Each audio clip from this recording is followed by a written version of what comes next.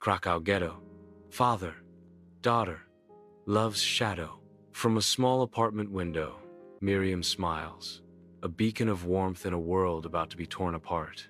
Under the unforgiving light of day, the Ghetto U selection point descends into chaos, a stage set for despair as Nazi soldiers herd Jewish families into lines. Amidst the turmoil, Miriam's eyes reflect both fear and fierce determination. As she urges Jakub to step forward, her voice a desperate plea. Go. If they see your papers, they might let you through. Torn between duty and family, Jakub reluctantly abandons his loved ones, his heart heavy with the weight of the unknown. His gaze lingers, a silent promise of return, as he steals one last, lingering look at his family, etching their faces into his memory.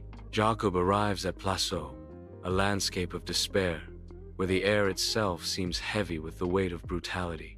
From his balcony, Amonguth's casual cruelty unfolds as he shoots prisoners, each shot echoing through the camp. Fear hangs thick in the air, a constant companion to the prisoners as they navigate their grim reality. I work tirelessly, trying to escape the pain of separation, each task a desperate attempt to numb the soul. The air in the barracks is heavy with the stench of sweat and fear. Jakub listens intently amid hushed whispers. Schindler, they say he's making a list to live. Jakub's eyes reflect a flicker of hope.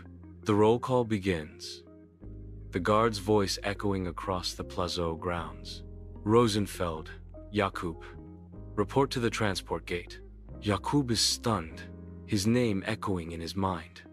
He walks slowly toward the gate, fear and disbelief etched on his face. Confined within the train car, Jakub clutches a small photograph, a tangible link to his cherished memories of Eva. A palpable sense of fear grips the passengers, their faces reflecting the grim reality of their unknown destination. The train rattles onward, the rhythmic clatter of the wheels, a somber soundtrack to their uncertain journey. Brunlitz offers a stark contrast to the horrors of Placeau, as Schindler's factory stands as a beacon of relative calm.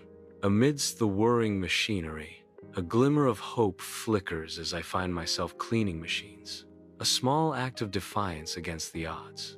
Survival hangs in the balance, as each worker clings to the hope that Schindler's protection will shield them from the darkness looming outside.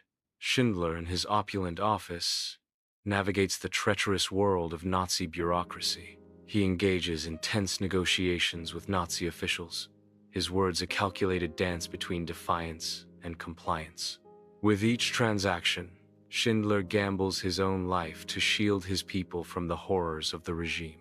His motive shrouded in ambiguity, Schindler's actions resound louder than any proclamation. Time passes within the factory, as Jakub finds solace in his work. A new transport arrives, bringing with it a woman, weakened and lost. Jakub approaches the woman cautiously, his heart pounding with anticipation. Miriam? He whispers, hope and fear mingling in his voice. She collapses into his embrace, emaciated and traumatized, yet alive. In the quiet of the infirmary, Miriam lies, healing slowly, while Jakub sits by her, their silence filled with unspoken sorrow.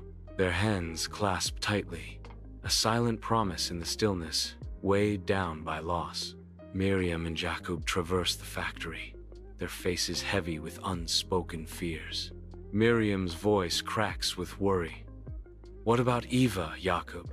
Jakub remains silent, lost in thought.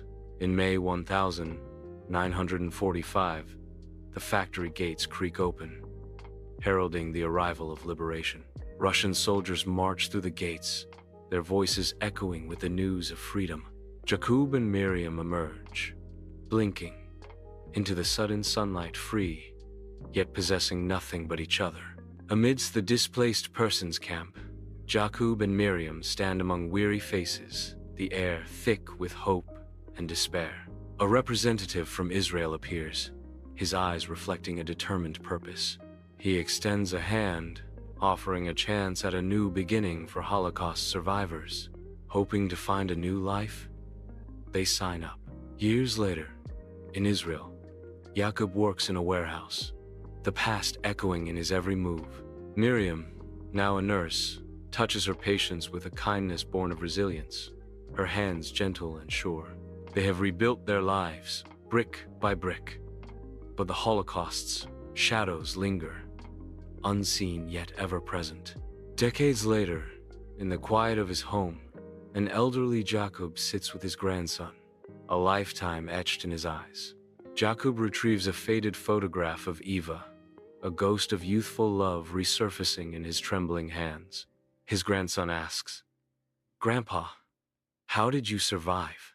Jakub's voice cracks as he replies, "Because someone wrote my name when he didn't have to." Jakub and Miriam stand in somber silence before Eva's grave, their sorrowful figures stark against the pale sky. A heavy silence hangs in the air, thick with unspoken memories of their lost daughter. The seemingly endless expanse of the cemetery stretches out before them, a stark reminder of the millions who perished in the Holocaust.